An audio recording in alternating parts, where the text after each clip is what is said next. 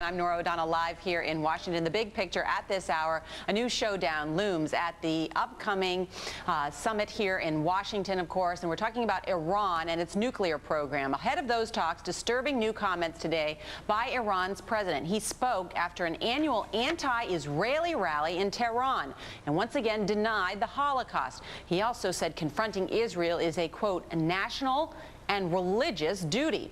Those comments came as Israelis celebrate the Jewish New Year. Meantime, at a speech in Washington today, Secretary of State Hillary Clinton urged Iran to use upcoming talks with the U.S. and other powers to ease fears over its nuclear program. Those talks with Iran's top nuclear negotiator are set for October 1st in Istanbul, Turkey.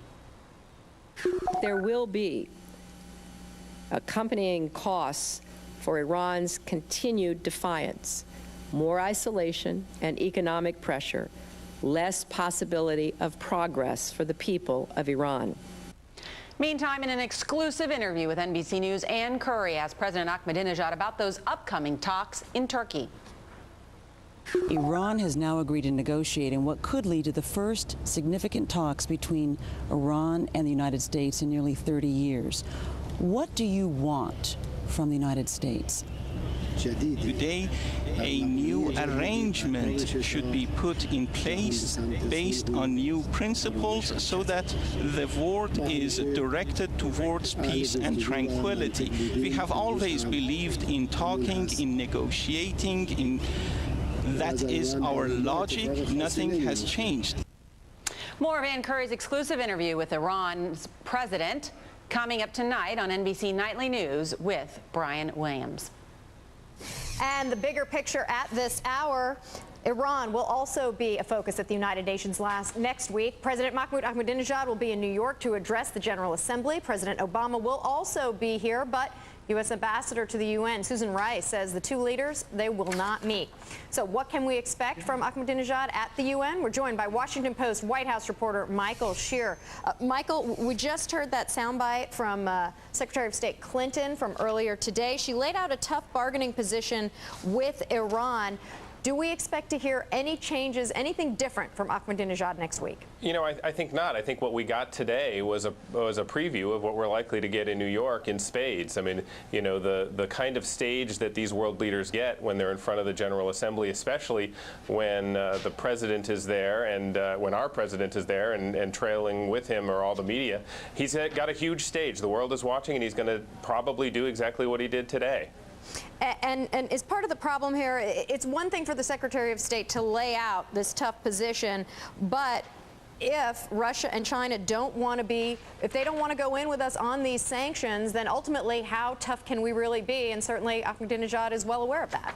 Well, and what this really comes down to is a test of the administration's new policy on engagement. They came in, President Obama came in with the idea that you have to engage your adversaries. And as you said in the top of the report, they're going to try to start doing that on October 1st. We're going to actually sit down with the Iranians, and several other countries. We're going to try to hash some of this stuff out. But you know, how do you do that in an effective way when, on the one hand, your partners don't necessarily agree with the sanctions or the punishments that you want to impose, and the person you're trying to negotiate with says the kind of things he did today and is likely to repeat at the UN? It's a real test of that policy.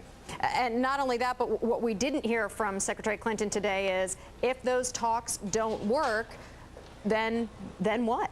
Well, and that's, you know, a real concern in Israel and other parts of the Middle East is that they view or they fear that what Iran has in mind here is just a tactic of delay. You keep the United States and these other countries talking. You go back and back and back to the negotiating table, essentially giving up nothing. And what that gives Iran is more time to develop the ballistic missiles and the nuclear weapons program that the rest of the world is so fearful of, and that could be a downside of this policy.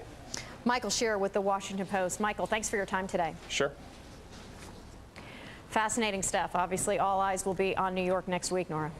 That's right. And, you know, as critics point out of President Obama's strategy here, that Ahmadinejad will just use this as stalling, to look like he's talking, to look like he may be doing something while still secretly pursuing this nuclear weapons program. All right, Monica, thank you. We all want an America defined by deep and meaningful equality, from civil rights to labor rights, from women's rights to gay rights, from ending